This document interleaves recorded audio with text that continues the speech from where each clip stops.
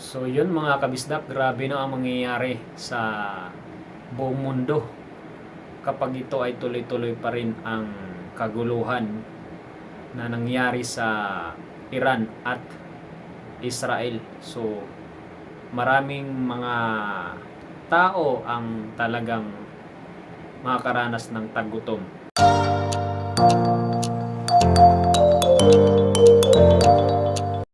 Yun na nga mga kabisdak, no?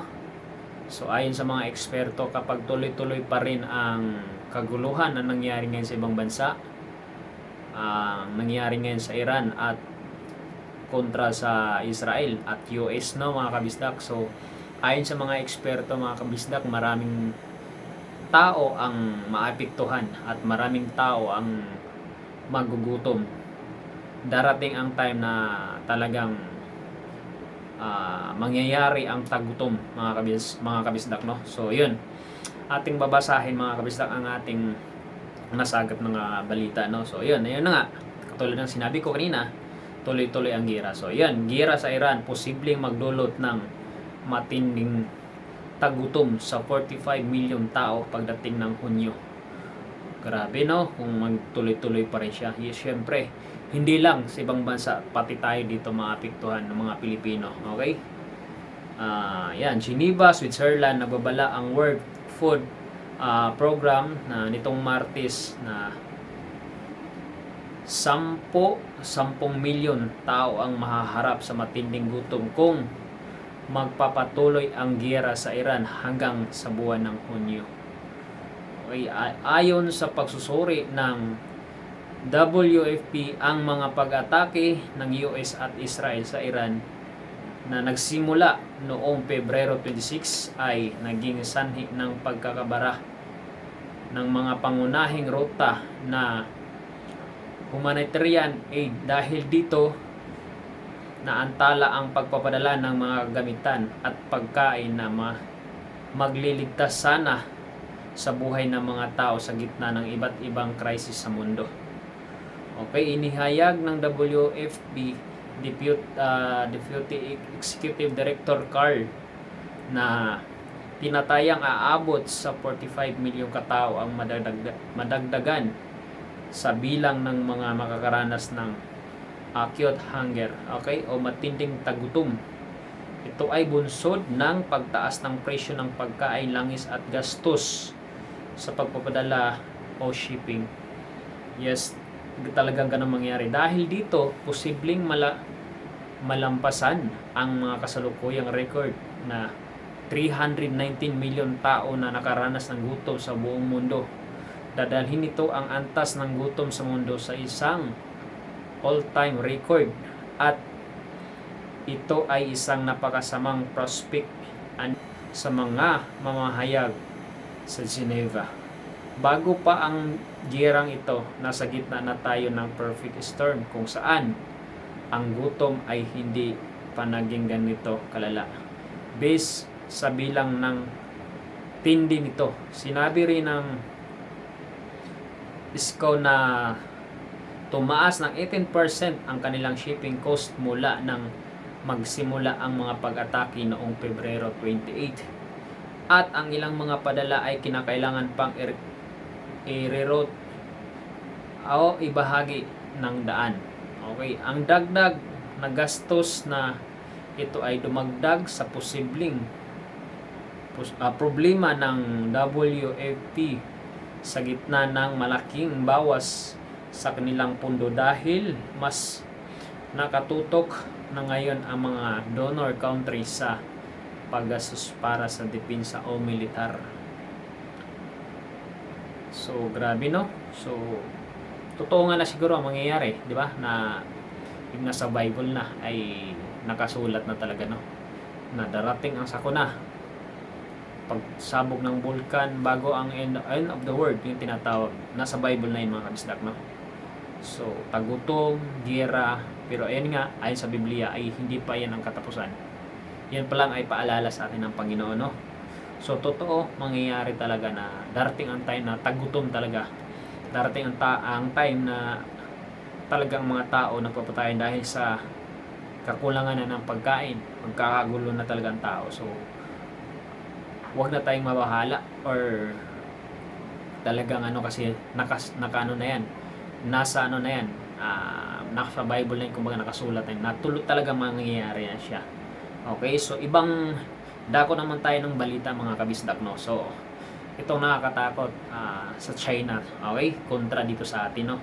Kasi nga natandaan nyo nung si Duterte pa mga kabisdak, ayaw ni Duterte na magbe-base ang US dito sa atin or may magkaroon sila ng US based militar dito sa Pilipinas. Ayaw ni Duterte noon, tama, kaya hindi umano si Duterte kumbaga yung closeness or yung ano ba tawag doon, humiwalay ang Pilipinas. Mas pinili ni Duterte na makipag-alyado sa China. Okay, so kaya maraming Chinese ang nagkaroon ng ano, kahit tayo noon umangat din yung ano ng panahon ni Duterte dahil nga makipag-alyado si Duterte sa China. Kasi sa totoo lang, kung sa negosyo mas marami China kumpara sa ibang bansa, sa US. So mas marami ang pumasok na pera sa atin that time nung si Duterte pa. So ngayon ang nangyari, yan ang kinakabahala nga mga kabisdak, dahil may dumating na ano, yung battleship na dumating dito sa Pilipinas ay balita-balita na magtatayo ng US military base. So yun ang kinakatakutan dahil alam naman natin na ang US ay immortal talaga na magkakalaban ang China. So paano pag nangyari yun? Katulad sa nangyari sa Iran, tama? So pag nag-away-away ang China at US, tayo ang apektuhan. Siyempre bubumbahin yun ngayon ng US. Ayaw ng China ang kung mangyayari magkakaroon ng US military dito base sa atin dito sa Pilipinas.